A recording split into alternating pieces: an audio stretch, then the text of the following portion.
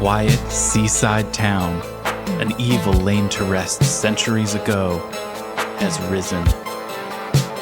An abandoned fortress deep in the swamp holds a secret that could save the village or destroy it. Now, a band of adventurers sets out to dig up the wounds of the past and bring the light of day to the roots of ruin.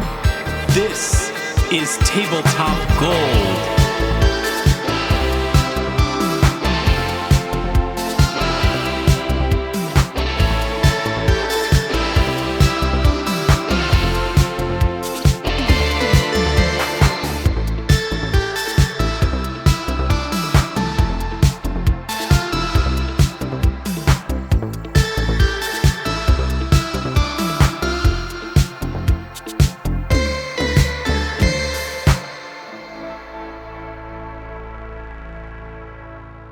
Hello, everybody, and welcome to Tabletop Gold, episode 222 of The Roots of Ruin. My name is Lars Casteen. I'm the host of this program, and I'm also the game master, and I am glad to have you here with us today for this episode.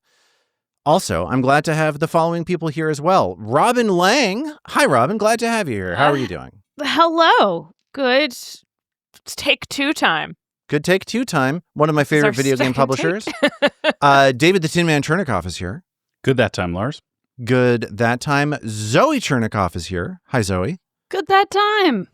Good that time. And our Matt Humphreys is here as well. Hello. Good gold time to all of you out good there. gold Good time. gold time. Yes. Whatever time you're having, I hope it's golden. I hope you're having a nice one. We're going to get into what I'm looking forward to as being a fun and exciting session of our game. But before we do that, David had a question for us that he wanted us to chime in on, and I'd love to hear what that question is. David, what's going on today? Thanks so much, Lars. You're welcome. The question was, earlier in the evening, I was writing something down in our home. Yeah. And I got ink all over my fingers,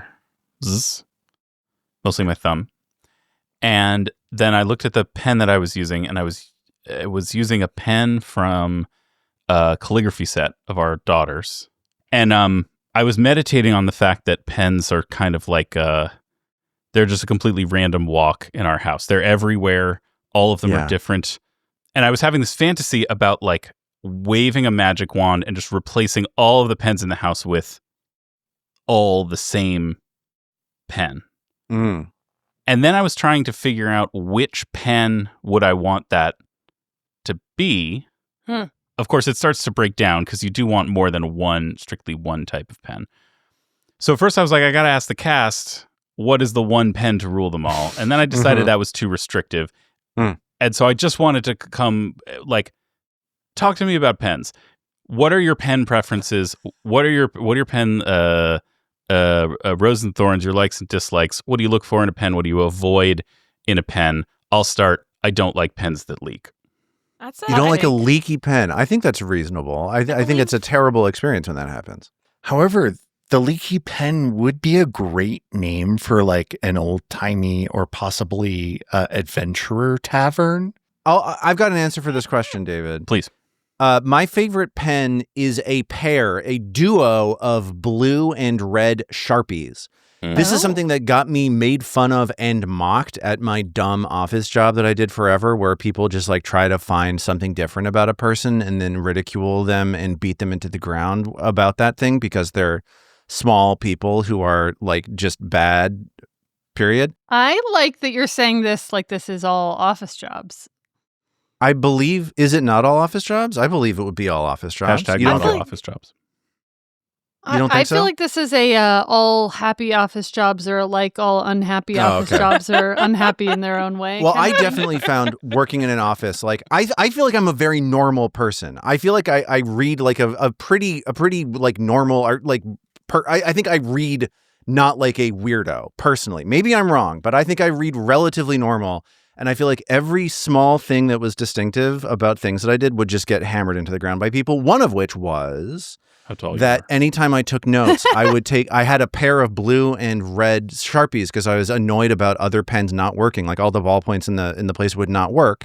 And I would take notes with blue and I would mark up with red, or I would write with red and mark up with blue so that I had like a way to write stuff that was important to me and then a way to write commentary on that stuff. So I liked a duo of blue and red Sharpies. Mm-hmm. Not fine tip, just your standard Fine regular tip Sharp- Sharpies. Yeah, oh, but fine tip. Okay. I think that those are. If they weren't fine tip, I feel like that'd be psychotic. Well, I think that they were too bulky for people, and people really like hammered down on that, and they were like, "I can't believe that you're doing this," and it's like, "Well, you better fucking believe it, Lars, buddy, because I'm it's happening." so glad we specified that they're fine tip, because now that they're fine tip, I fully agree with you. And before, when I thought we were talking about like your standard, relatively fat Wait, sorry, tip fine or Sharpie, ultra fine? Actually, we're talking about Sharpies. Because yeah, either is cool, this one. but like a standard Sharpie for the kinds of notes you take in an office environment, I wouldn't ever make fun of you for it, but I would observe it and think that's a very strong choice. How does he avoid it bleeding through the thing? So, but now that we're clear, all of those misgivings have vanished. Okay, it was a regular Sharpie. I thought that they said fine on them. They were regular Sharpies. How did you avoid bleeding through the paper? Oh, you are It bled through. It bled through all the time. It bled through all the time, and it just made each page distinctive and lovely and nice. I now understand why people made fun of you. Yeah, they made fun of me because they were like bad cowards who What just happened were to afraid this of difference. So Podcast yes. cast is like when your friend briefly breaks up with a significant other who you hated. Yep. And they're like, but tell me what you really thought. And you're like, this is for the best. I never like, liked them. They were going to kill you in your sleep and they were cheating on you. And then they get back together and you have to either decide that you're like committing to the dislike of the thing or being like, it's much better now. Everything's better. Zoe, I honestly don't follow what you're saying right now. I mean, is totally it? makes sense to me. we all came around to this as like your coworkers were terrible. They are. Because They were. But it was based on it being a much smaller tip than the tip that you turned out to actually. You were then revealed you double deked us, man. Double No, deek. what I did was I rooted out a bunch of snakes in my midst it was what happened. Yeah. I fed you the bait and you fell into the trap is what happened. Well, I respect the very clear preference. I respect the consistency. And I respect the system that you described, which is an excellent system. And to be clear, I don't think this is weirdo stuff. I would not make fun of you for it. I would be flabbergasted that you were managing the risks involved in using Sharpie for everyday use. But I don't think this. I don't dislike or think this makes you weird or something. Just committed.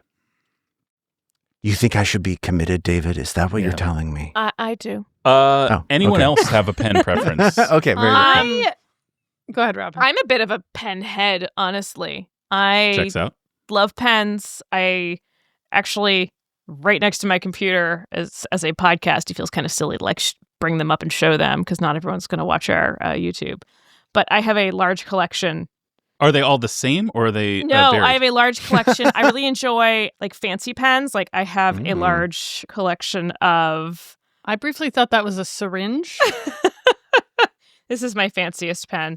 So I have a huge collection of fountain pens. I have tons of different colors of ink that I use, and I really like writing with those. Do you use those for everyday use or for sort of like you're sitting down to do more of a thoughtful writing? So like when I was teaching, I was using them I had one in my bag all the time. Mm. But so as a teacher as well, there's lots of opinions on pens. Right. I don't I know, bet. Lars, if like Sunny feels this way at all, but we had many, many opinions on what the best types of pens were. She makes me swear an oath of allegiance to one particular pen brand every single Is night. it Flair? It's Flair. Yeah, it's Flair. Teachers love Flairs. Ooh, okay. Googling that. If I had to choose the one pen to rule them all, You I must. do have a feeling on that, Okay. which is the very simple and perfect 4-color changeable color Bic pen. Mm-hmm. The classic that like everyone's teacher had. There's a little hole on the top so you can put it on a necklace. It's that very kind of 90s blue plastic. It has not changed in decades. Yeah. It's still made in France. It's cost Ooh la la. $1.50, but it's got your all 4 colors that you need. You got black, you got red, you got green, you got blue. Is it Cacao This Green? is Is it? We want to know if it's got. Now, This that's is interesting. the perfect pen. I would have said that you had all 3 colors that you need and a bonus color. Lars would say you had the 2 colors you need and 2 bonus colors. Yeah. Robin, I like this pen. I think it should be thicker, and you should get rid of 2 of the colors, and there should be 2 of them. That's perfect. I want to hear from Zoe and Armat, although I briefly, for the sake of Lars' sanity. Please. I have a very simple answer to this, so I can be brief. I am team Muji pens. Love a Muji pen. Oh, those are good. Those are really good. $1.20 each or something. Like, you don't want to just be throwing them out, but they're not super expensive. I have one right here. This one is black, but I am generally a Muji 0.5 if I had to pick one. I like the 0.7s also, but that's it. I would use those forever. And blue. The Muji 0.5, or as I refer to it in my mind, the Paper Terror, because Zoe and I have very different handwriting. It works perfectly for Zoe's handwriting, and I press so freaking like 3rd grade hard on paper that if I try to use one of Zoe's pens, I basically am just tearing up everything between the tip of that pen and the Earth's core. So I gotta tread carefully. I love those pens. I just am too much of a brute for them. Not to relitigate my pick, which alienated me go. from everybody else. I have a very light touch with a pen. I use a very, very, very light touch with a Sharpie. So the Sharpies would work then, because you're not, like, if I were pressing down as hard as I press down when I write with a Sharpie, I would stain everything between the tip of the pen and the core of the Earth. That's right. You'd saturate it with Sharpie ink. Yeah, it's like a 10,000-foot cone on a spell. Armat, Armat, that sounds good. Yeah, Armat, pen me. I have 2 very quick answers to this. For a long time, my favorite was the Pilot G2 gel pen retractable. Click it in, and you get a nice line with it. But while I was working in the DC offices, I really liked, they had Uniball Onyx pens, and I really came to like those as well. So those are my 2 favorite pens.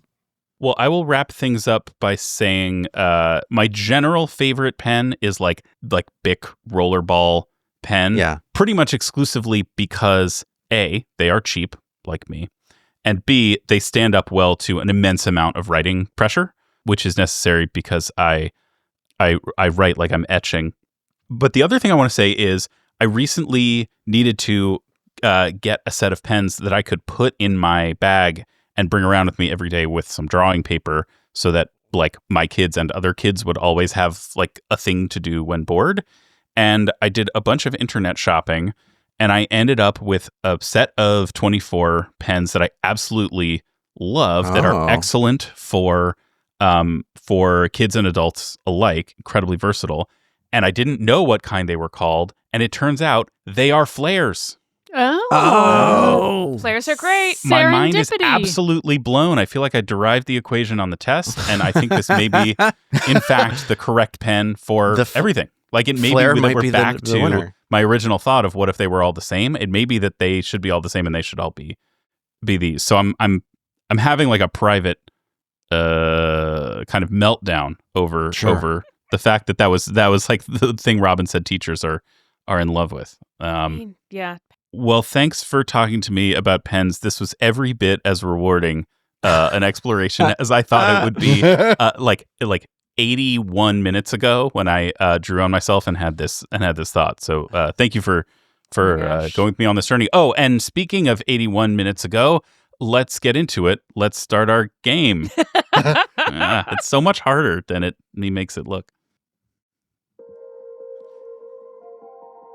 It's been 2 long days of adventuring since you were last here in Otari, and it's past time to get some rest and revitalization. You've recently been beaten down by the physical and mental torment that would have faced the Nimbleoth cultists who were drawn to the nearby empty vault, the location where the voracious Elder God's grasp comes closest to this planet.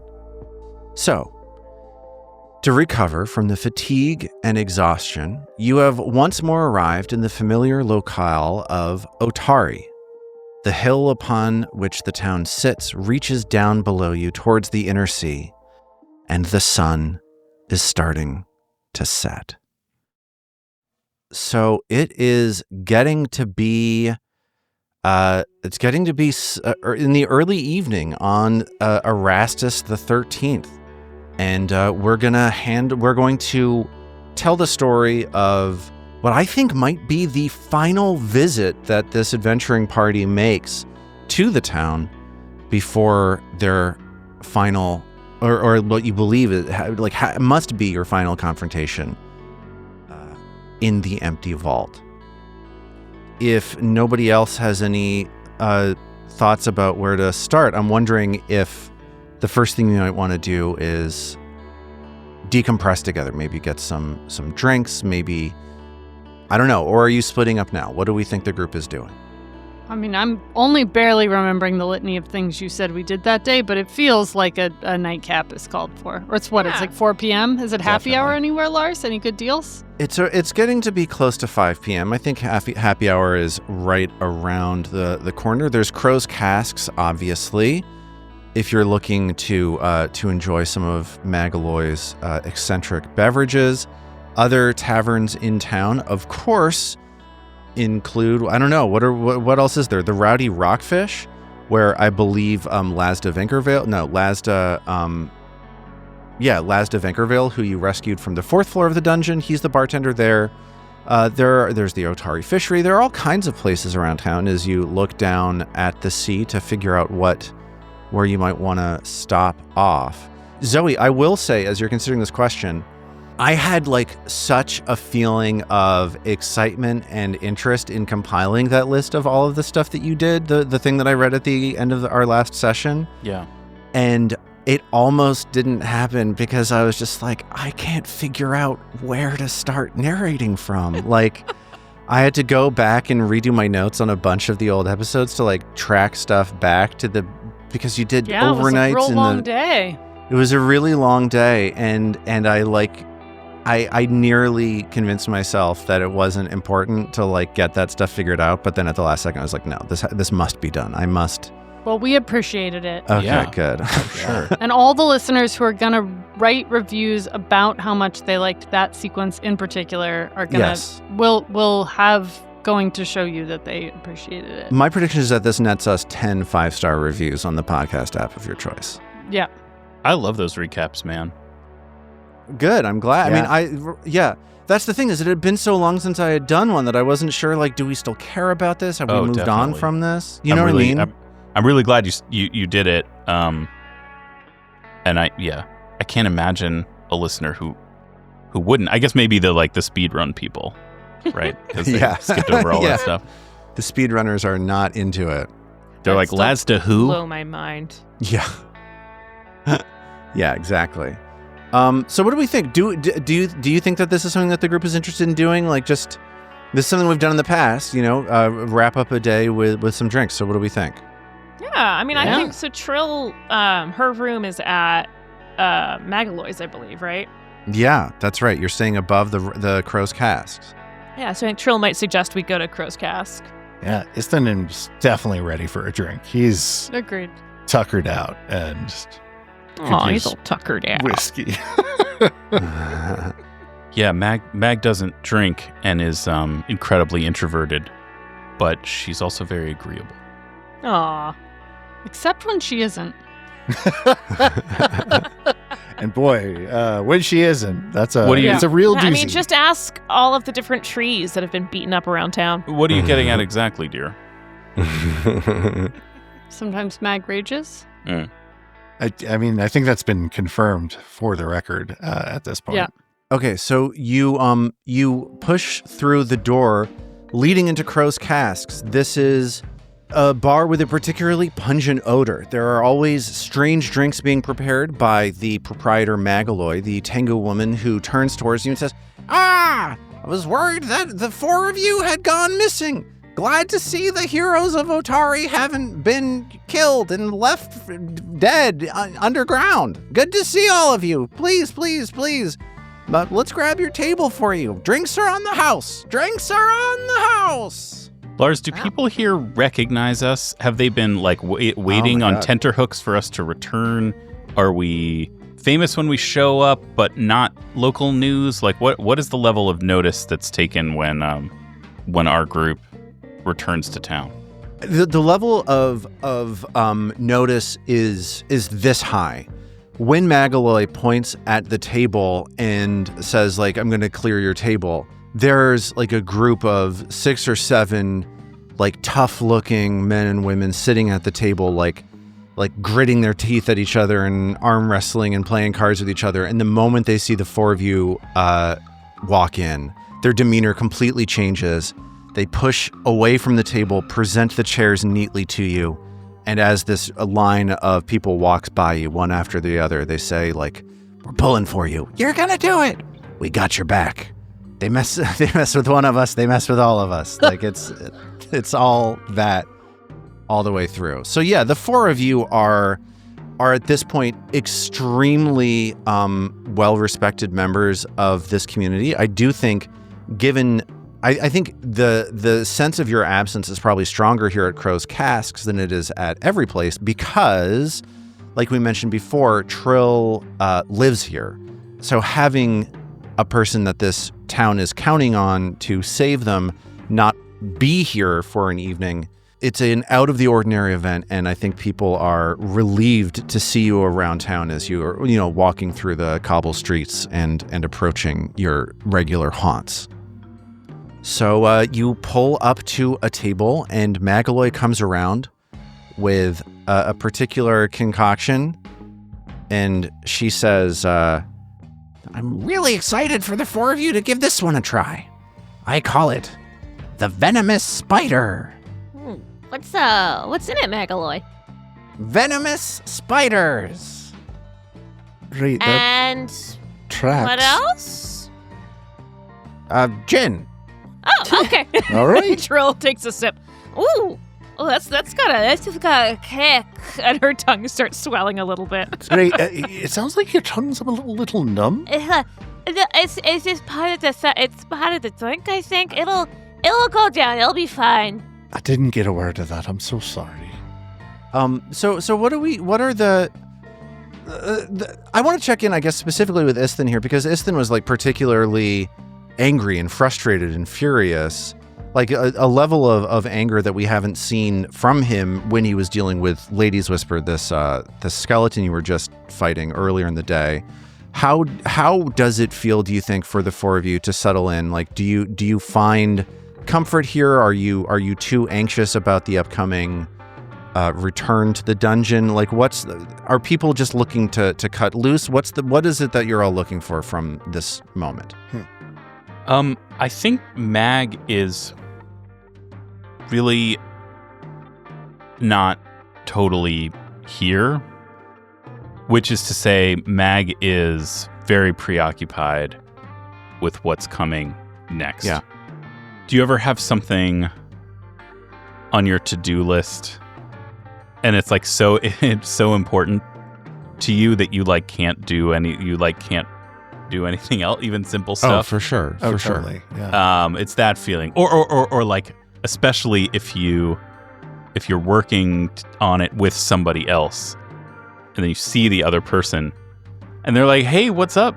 Do you want to talk about soup?" And you're like, "Oh my God, no! I want to talk about this thing that's on my to-do list." So she's very preoccupied in that pressing business kind of headspace. I think Ao is also preoccupied, the night before a big sporting event or a big test you have the next day. This just sort of you're there and you're trying to kind of work through it and be in the moment, but also your thoughts are sort of on the next day. Yeah. I think Isthin is also sort of uncharacteristically quiet. Joking around with Trill kind of let him let go of a little of the anger, but he's mostly just kind of drinking, not really saying much. Until, maybe a round or two later, he exhales kind of long, says, "When I was 17, Mum got me a job at the 4A Logos. I mean, it's just clerical stuff, reshelving books. Sometimes, if I got lucky, would get to copy an old text onto a new scroll. But I'd asked her to get me the job because earlier that year, well, after a beer or two, she'd let slip that my dad hadn't just come into Absalom for research at their library. He'd also been training with a master-at-arms named Cutter Margrave. So I needed money because I wanted him to train me too. I don't know, I guess I thought it would make me feel closer to my dad. I can remember when I showed up and I asked him to train me. He asked why the hell he should bother with a skinny little sot like me. I told him he'd train my dad and that I wanted to be better than him. And he looked at me, sort of took his time, taking my measure. Okay, he said. We'll start with the staff. Every other weapon follows from it. And I don't remember anything after that till about a few years ago, going to Cutter's memorial service. My dad was there. I'd just gotten back from my first contract in Osirian. Was wondering if he'd come and talk to me, you know. He acted like he didn't even recognize me. I was so angry about that. When I found that letter with the staff, it was dated the day after the service. He'd gone and gotten it for me. I guess I lost it today when it took that from me. I started this because I wanted to know my dad, you know, like I did with Cutter. It's not about him anymore. Training with Cutter was what finally let me become an adventurer, to become my own man. They took my memories of that time from me. The years when I fucking learned to be me.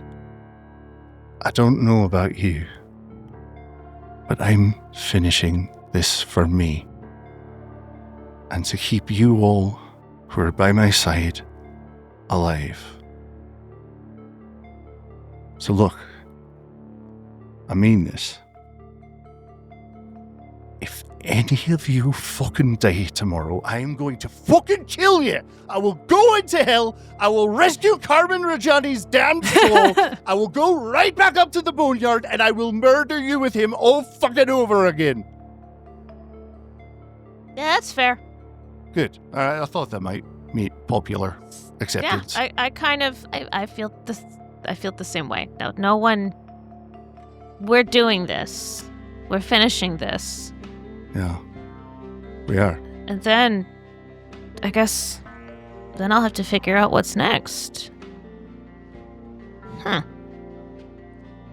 Cheryl stares into her drink for a while. I hope there is a next. But and Ao this whole time has been much like one might the perfectly balanced pen, been twiddling the red lens back and forth between the long like with the poker chips. Her long knuckly fingertips has been just sort of twirling it. Ao, please don't drop that. And a little bit angry because she's holding it. She snaps. I won't. And a little bit placid because of the ochre lens. Mag barely responds. Reacts. They were going to say a little bit placid because of the spider venom. Oh no, Mag has not had any of that to drink. Thank you. That's right. And Ao says, but I think we know. I think we know what we need next. Mag, get out the other lens. Let's look at them. So Mag reaches into the bag of holding. I guess from her own pouch, she pulls the ochre lens, which she has been carrying and investing. Yeah. And then the bag of holding has the emerald lens. Yeah. And the bad lens that it has the garbage lens that sucks. Well, yeah, no one wants to invest. Hold that thought. And also pulls out the lattice, the fulcrum lattice, the specially made piece of metalwork designed to hold all 4 of the lenses, kind of conjoined at once. The single most valuable thing that you have. You've accrued a wide range of exciting and esoteric magical artifacts over the course of this adventure. Not to mention a cold iron chunk. Yeah. These Are you speaking lenses, of all of my teeth? Is that what you mean? That's right. You've collected a galaxy of teeth, but let's just put that aside for a second. These lenses and this lattice, these are so fundamentally important to the future of this place, right? Like these are not just, it would be great to have a +2 sword, right? These are of foundational import to this story, because, to refresh everybody's memory, you know that the 2 things that will destroy Belcora Harvix's ghost are either she destroys Absalom and makes good on the grievances that she acquired throughout her life, and then is free to leave this place, or you infuse all 4 of the essences of Nimbleoth into her ghost, thus drawing the destructive attention of Nimbleoth herself to destroy Belcora. Those are your only 2 avenues out of this, are either destroy Absalom or use these lenses. So. Yeah, it's interesting. I hadn't even really considered destroy Absalom as a alternative. Well, it's an interesting path we could take. Before we destroy it, we just harness the power of the Let's get pros and cons going. But these are singularly valuable items, is what I'm trying to say. Yeah. At AO's request, Mag furnishes the other 2 of the lenses that we have, as well as the frame, especially designed to hold them. Yeah. And this metal frame is a silver and copper, like, wrought piece containing, like, all of these different lenses in sequence, one after the other. Like, I don't know if you've seen Toy Story 2 recently, the part of where the toy repair guy, the toy restoration guy pulls lenses in. It's like large lens, medium lens, small lens, smaller along the way. That's what this, as you affix these lenses in, you're attaching the smallest, the next smallest, and the next smallest. You're missing the largest of the 4 lenses in this lattice, but they're arranged so that they're like drawing a beam potentially in one direction. I think AO takes her lens and the other 2 Mag has set out and pops them where they go into the lattice and sort of holds it up to the light, preoccupied, and it's just kind of like, not like very carefully, but just sort of like looking at it and like lost in her own world. Yeah. It seems as though the way to call Nimbleoth's attention to Belcora, or to, a subject, is to attack to put all of these lenses in place and then physically attack the person with this device, and sort of, while attacking, kind of like, hit the button or whatever. Like, so, how does this work? Do we need to attack the person 4 times? And, yeah. Yeah. So let's disconnect the mechanics from what it is that we're actually doing here for a second. Okay. Because the mechanics say that, like, you can make a melee spell attack roll with the modifier of the lens, or you can use your melee attack modifier with simple weapons if it's greater, which makes it sound like you're just bonking somebody with this thing. I don't think we have to do that, right? Like, you have this be like a spiritual infusion that's like blasting out of the front of this thing. The numbers that you're rolling don't necessarily determine the animation that you're going through as you're using this thing. So if we're within a certain proximity, whoever is holding this thing can be like, I'm doing the thing, and it kind of happens one way or another. And you surge, like a surge forward, and let's say that as you're sitting here at the table, you get the sense that, like, it's one, as you're attaching these lenses, as these lenses are being inserted into the fulcrum lattice, you do hear, like, the lenses start to rattle at first, and there is like a humming sound that's like that's issuing from all of the lenses as they like join each other in harmony. Like there's a and they work together to make this. That don't make your face at me, Robin. That was a good interval. No, for that. I was I was pausing because like I actually was enjoying it. Okay, very good. I was enjoying it. So you touch this framework that these lenses are attached to, and you feel the humming sort of as you're holding it reverberating through your own body, and you feel it responding to your thoughts in a way. Like you feel, though, as you visualize like light coming out of the front of this thing, that humming like shifts upwards, and you feel it reverberating through your hands and through your arms down through your body. So this thing, as it's attuned with all of these various lenses, starts responding to you and feeling like it is becoming a part of you. Well, and we have 3 of the 4 of them. That's right. Yeah. So you could like feel that I feel like you almost would know its strength would be, like, it's not linear, I imagine. If you get that 4th lens, I feel like the thing would like...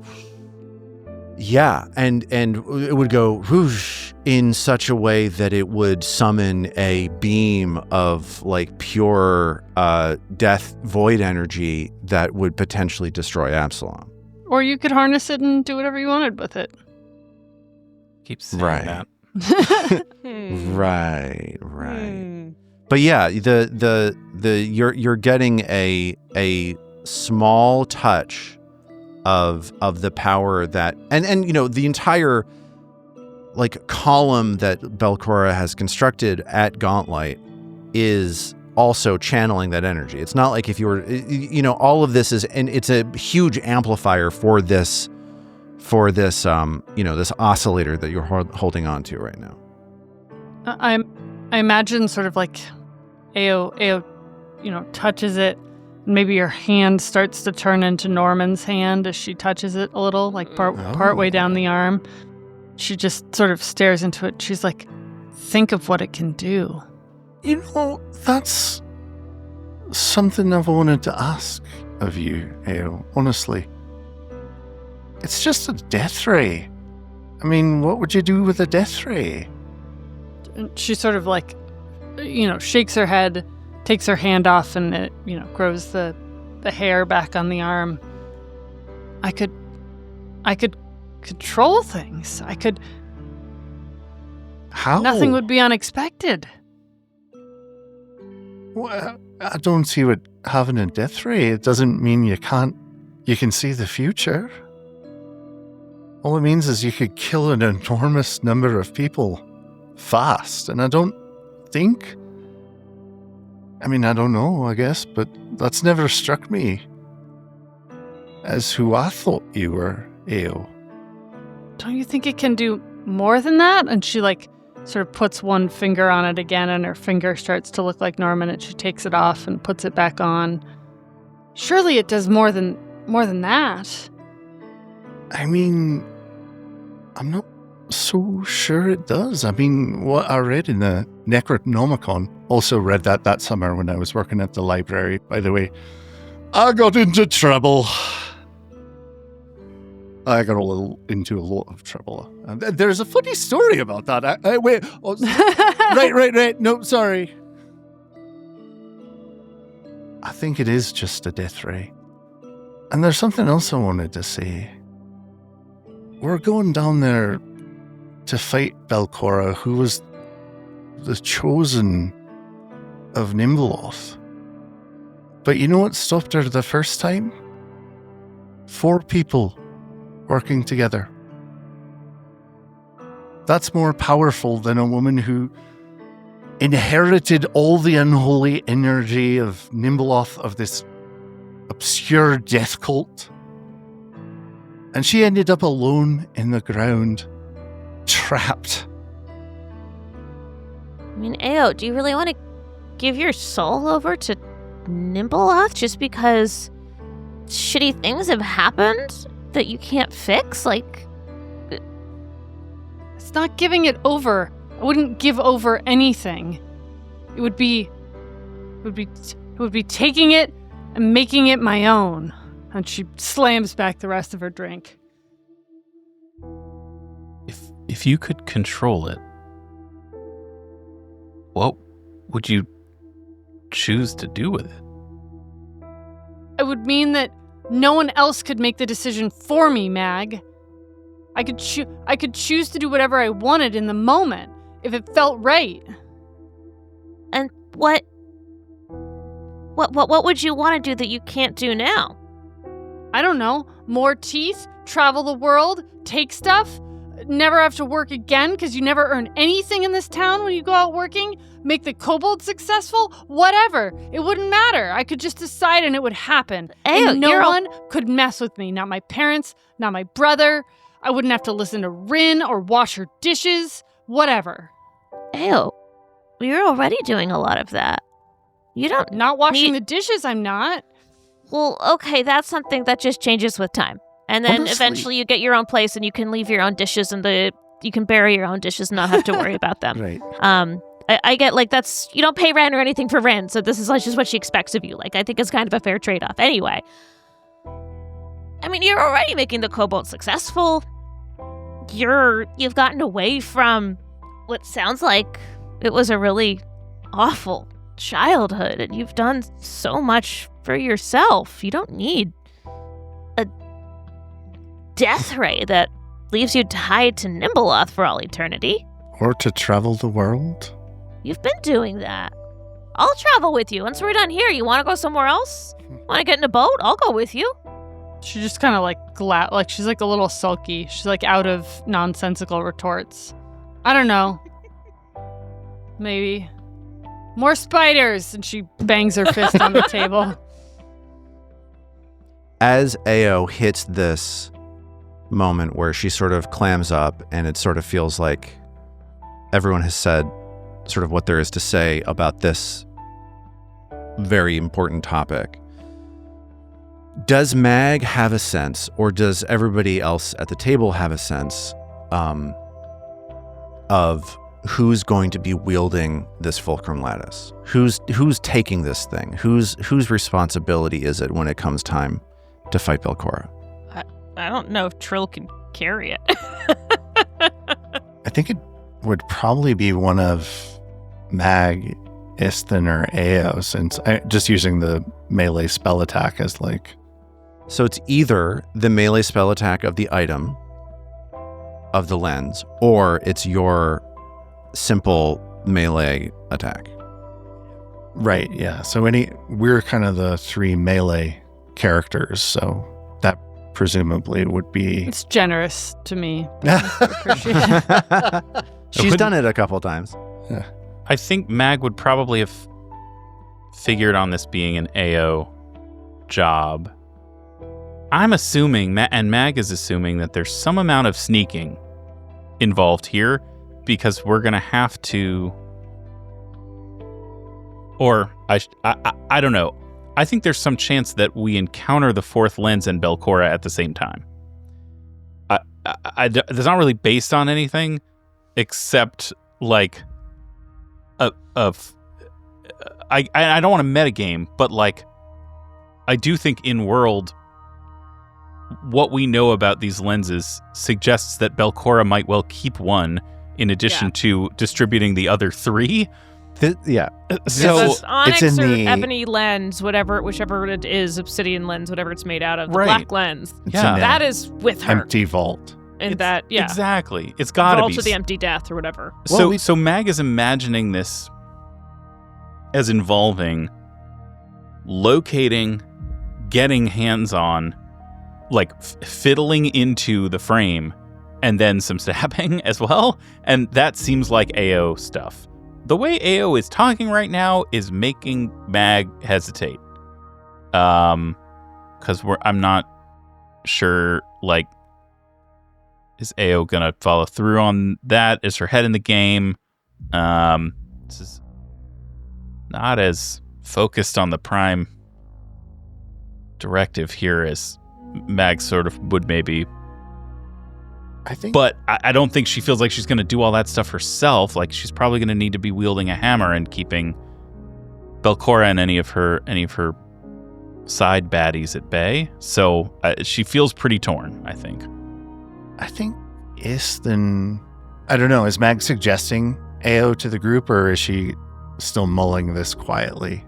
I guess, well, when we find the final of these lenses, we'll have to get it hooked into this lattice work here. And depending on the circumstance, we may not have much time before we need to use it for its final purpose. I can be the one to make the strike. I don't know if I can be the one to prepare the equipment and still shield you all from the worst of what we face.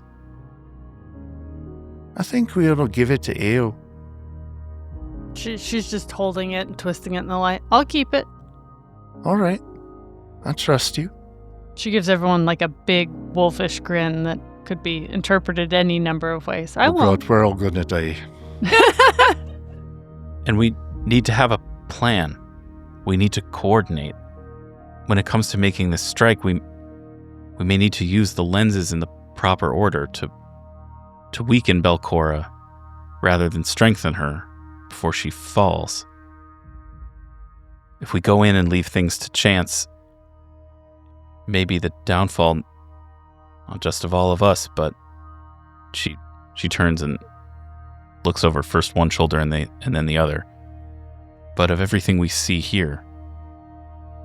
I'm moving the fulcrum lattice from the bag of holding to AO's inventory. How encumbered am I? Extremely. We'll deal with that another time. Yeah, we'll pick it from Mag will carry some stuff for AO. Do we in fact need to hit Belcora with this thing 4 times or just the once? Like, we have to invest her with one lens at a time, I don't think right? We know yet. I think that the people who are familiar with magic, those who are trained in occultism, which I think might mean everybody but Mag, kind of. That checks out, yeah. Maybe have a suspicion that, your understanding of this scenario is that once a person, you have been infused with the ochre lens, right? AO has been infused with the crimson lens, right? You get what I'm saying? Yeah. The issue is infusing, as you use this lens, the lattice, you're going to be infusing these 3 lenses into Belcora Haravex's ghost. And there is a reasonable guess that she has already infused herself with whatever power it is that the ebon lens would give her. I think that that's a conclusion that is safe for those more familiar with magic to come to. That you're going to be one by one using this lattice to inject her with more power of Nimbleoth, which will make her stronger and give her more capacity up until the time when you manage to get all 3 of these lenses into her, at which point the hope is that she doesn't become infinitely powerful and just destroy you right there. Sure. The hope is that this does actually draw Nimbleoth's attention the way that you saw it draw her attention from the star reading that AO gave you 2 nights ago. So we're going to have to hit her with it 3 times, and each time we hit her, she will get progressively stronger. Right. She'll become infused with the rage of the crimson lens. She'll be infused with the lassitude of the ochre lens. And then infused with the general shittiness of the emerald lens. The general shittiness of the emerald lens. Let's put that one on her first. Yeah, so I can. Yeah, that seems right. And I think what Mag is like trying to express is that we should do those in order and remember what the effects are, so that like we should do the shitty one first because it makes her more. Like, all it helps is her will save, which is awesome anyway, or whatever. And like, it's not going to buffer as much as the others. And probably the last one we want to do is the one that Ao's been. I don't remember, but anyway, that's all. That's all that she's getting at, and like doesn't want to just sort of Leroy Jenkins. And it's gonna take blasting. A delicate touch for sure. Yeah. I think AO is actually like perfectly positioned for that, to like get in, strike, retreat, until the next opportunity comes up for it. So I'm hyped on this. Keep actually, the lenses for herself. Who knows? Yeah, well, that would make for a hell of an epilogue. Is what I'm saying. Dang. Yeah. Dang. Okay, so with that set, perhaps it is time. The sun has gone down a long time ago. The stupefaction and the drainedness that you are feeling as a group is maybe not mixing well with the incredible amount of spider venom that most of you have been ingesting over the course of the evening. And the specificity and precision of the planning that we need to do. Yeah. Here's what we do. No. So, we should let AO do it. That's a very good idea. It's perfect. It makes perfect sense. We're missing and every now and then there's a word that no one can understand because our tongues are all swollen. This is judicial system. That's the judicial system. I'm very glad that you brought up that Mag is still stupefied, because this is the kind of in-world exposition we need to explain why she would go along with this. We're all kind of stupefied. Despite AO's last too now sentence in conversation being, I just want to do whatever I feel like whenever I feel like it. Yeah. Well, we all remember being 16 or 17. Totally. It wouldn't engender much trust in Mag, but she is still stupefied from before. So but no spider venom for Mag. It feels like it has. No, she would never go in for that. But feels like it kind of makes sense. So sure. I'm sure Magloy has delicious mocktails for Mag. Just the spider venom. Yeah, just without the gin. It's just Spider-Man. Okay, so the four of you call it a night and head to your respective sleeping quarters, which I think means that Trill has the easiest trip of the four of you, just heading on upstairs. Ao has the second easiest trip, just walking a short distance up the block to Rin's Wonders. And then Istin, I'm guessing you're going to Haplo's house, which is at the cemetery overlooking the inner sea. That's the farthest trip. It's a long way up around the cliff surrounding Otari, and then down the pathway to the cemetery, and then past the cemetery. So it's a little bit of a walk for Istin, and he's got plenty of time to reflect on the day that was and the day to come. And Mag is heading back to her home at the Dawnflower Library. Now that the four of you are separated, I'm wondering if we're jumping in with anybody here. Are we talking about anything that happens to any of you overnight, or are we moving on to the next day? Oh, I think as they're walking somewhat in the same direction for a little bit, Istin will ask Mag, Oh, Mag! I just remembered the souls. The souls. And the that we took from that horrifying torture chamber where they stripped the souls out of the bodies and kept them in those little crystal balls. Should we smash them? Is that what's done? I mean, I think that's the only way to let the souls out, I believe. Come with me this way. Right. And Mag leads the way to the cemetery.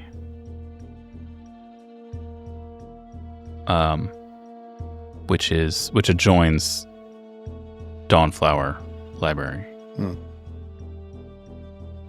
And I imagine there's a main entrance to the cemetery that's an ornate stone gate or arches, ornate stone arches with a wrought iron decorative double gate and path leading toward it. I think it'd be nice to go down, to the south where we've got a view of the sea. It's not just because my dad's cottage is really closer to that. I think it'd be nice, I know the place. Oh, yeah. And Mag starts down a particular path, and she and Istin travel together on one of the main arterials, wending its way through the monuments and the headstones,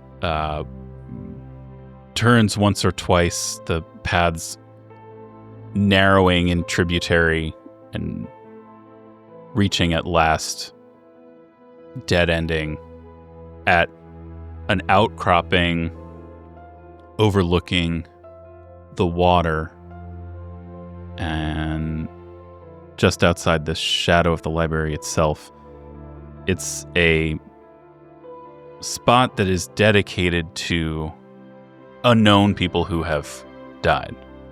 People who need to be interred or sent to the next plane, but whose identities and origins are unknown to all who are present at their passing. And so this occurs to Mag as the proper place to bring this. It's like a crystal ball, yeah? That we... Three of them? Okay. These 3 crystal balls containing unknown and unknowable souls. As they reach this place, perhaps there's some sort of placard up that lets Istin know where it is that they've arrived, and Mag reaches into the bag of holding, and she, from the P section, of course, for polished crystal ball containing an unknown number of souls. It makes so much sense when you say it. Yeah. Yeah. I think you've lost the plot on that one. I see. So you don't file by adjective. Interesting. It's the most natural way to file things. No, I imagine it's from the same... treasury isn't the right word, but from the same section of the bag of holding that the lenses were kept in. The Lange Ruby, when we had it. Like the very most important, essential, irreplaceable items and elements that we have with us. And from there, Mag withdraws the first of the globes and hands it to Istin. Wow. It's hard to imagine that something as tangible as this can keep a soul. I don't know. Do we want to say anything? I didn't have anything prepared for this. Wish our friend Vadim were here. Yeah. I don't know why, but I think I'd like that guy. It's hard to imagine you two interacting. Yeah. I guess for me, what I'll say is, I hope you find peace in your next life. I don't know what brought you to that horrible place down there, but I hope you never have to return. And Istin will use the butt of his staff to smash the crystal globe open. Let's get an attack roll. I don't trust Istin with this staff. No, these he's days. had a lot of spider venom. Let's do this. All right. Oh, I have to target before I can attack, sadly. Okay, just target Mag. That's fine. Okay, perfect. That's a 28 to hit. Yeah, that's going to do it. Is that going to do it? Even though his memory of using a staff has been mysteriously diminished, he's able to keep the staff steady and drive it through this globe, which shatters in first a small circle around the staff, and then the rest of it just sort of folds in on itself as the structural integrity of it destroyed, and then it collapses down perfectly. Does anything escape, or is it just like breaking a crystal and that's it? I think it's just like breaking a crystal and that's it. You have a sense that there's a soul within this thing, but in the sound of this fine crystal cracking and collapsing and cracking again. It's a comforting sound, but you don't see like a plume of energy or anything coming out of it. So you imagine that maybe the tinkling of glass is the sound of the soul moving on gentle footsteps to the next world. Then I think Istin will grin and look at Mag and say, "Your turn." And Mag withdraws the second globe, thinks for a moment, and says, "Wish you only a peaceful passing." And then she crushes it in her hand. Last one. You want it? Or me? Yours, I think. And right. Mag withdraws it and hands it over to Istin. And I think Istin will, without so much, just say, "Right, goodbye," and smash the last one. So the two of you turn your backs to the inner sea as the moon is now drifting above it on this hot summer's evening. And you start walking through the path, Istin down to Haplo's house, Mag down the cliff, down a pathway leading to the Dawnflower Library. And the four of you settle in for a night. Trill tucks into her bed above Crow's casks, where the final 2 or 3 customers are being ushered out by Magaloy as the doors start to close. Ao looking up at the stars from the open air above the tent at Rin's Wonders. And does anything happen to anybody overnight that we should check in on? I don't know about overnight. Mag sleeps peacefully, effectively, because it's important to do so, and I think has more of a grip on her sleep than she did before her Ravarex induced transformation. I think though that she very intentionally arises early and dons all of her gear, arrays herself for the day, an hour or 2 before she typically would, and before she knows the group will assemble. And in the pre-dawn light and then the light of the early sunrise, she climbs to the top of Dawnflower, to the summit of the topmost tower, which I imagine to be the highest point in all of Otari, and slips out the door all the way at the top of the observation deck at its top, and into the wind whipping in from the ocean. And for a period of she doesn't know how long, she stands, feet planted solidly beneath her, with her arms crossed, looking northward toward the swamp, and gazing on the top of Gauntlet Tower, standing on one tower looking toward the tower where she knows she goes today to seek again her fate, and where she believes she will find it, whatever it is. And after an indeterminate amount of time just contemplating what comes next, breathing through and preparing herself spiritually, she descends again and prepares to go join the group. The group reassembles the next morning. Are we going to the normal place, the bridge at Crook's Nook, to get some Crook's Nook snooks, do you think? I can't imagine starting a day this big with anything other than a belly full of fish. Yeah. Okay. So the four of you gradually work your way in the early morning. It's a big day. There's a lot to do today. To the bridge, Crook's Nook. This is the location of the Thieves Guild, run by the various ne'er-do-wells that do their dirty trade here in Otari, but who also make a mean, flaky fish pastry. The four of you reconvene I know that you may still have some business left in town on the day before you head out, but let's start things off here at Crook's Nook. I don't know. Do we want to meet up? What do we want to do at this particular moment, do you think? I feel like everyone would meet up and then sort of get their morning errands and things done. I don't know. Yeah. Trill's kind of leaning. She's picking at her snook, leaning against the wall, looking around as everyone starts to show up.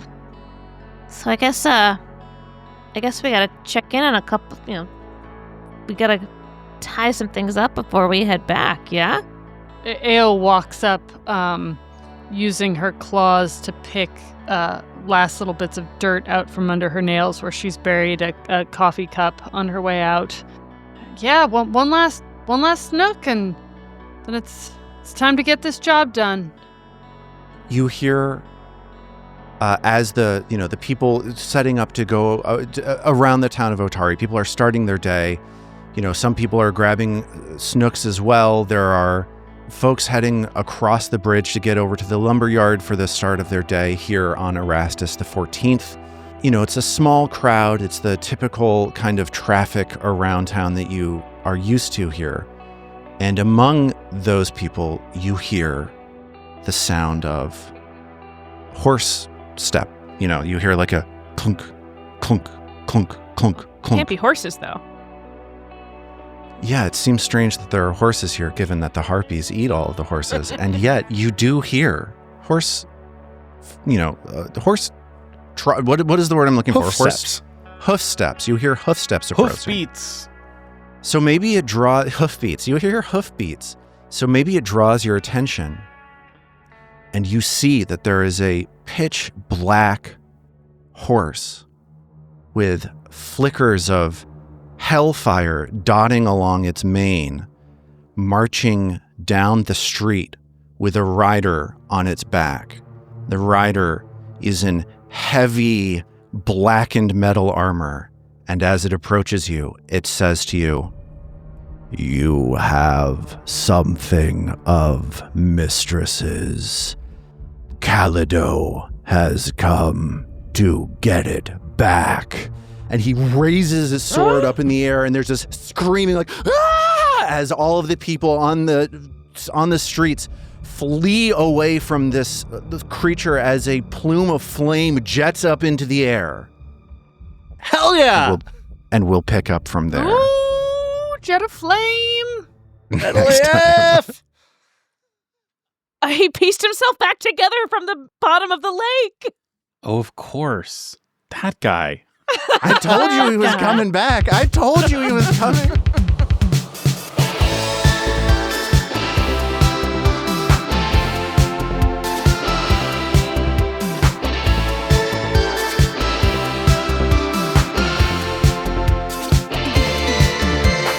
The Roots of Ruin is a Tabletop Gold production produced under the Paizo Incorporated fan content policy, using trademarks and copyrights owned by Paizo that are covered under that policy. The Roots of Ruin is not published, endorsed, or specifically approved by Paizo. For more information about Paizo Inc. and Paizo products, visit paizo.com. All original characters and content in The Roots of Ruin are the property of Tabletop Gold, and all rights are reserved. We at Tabletop Gold would love to hear from you. Visit our website, tabletopgold.com, to learn more about us and our shows, join the Golden Horde to get access to more shows, pick up great merch, and connect to the best online community in all of podcasting. Thanks for listening.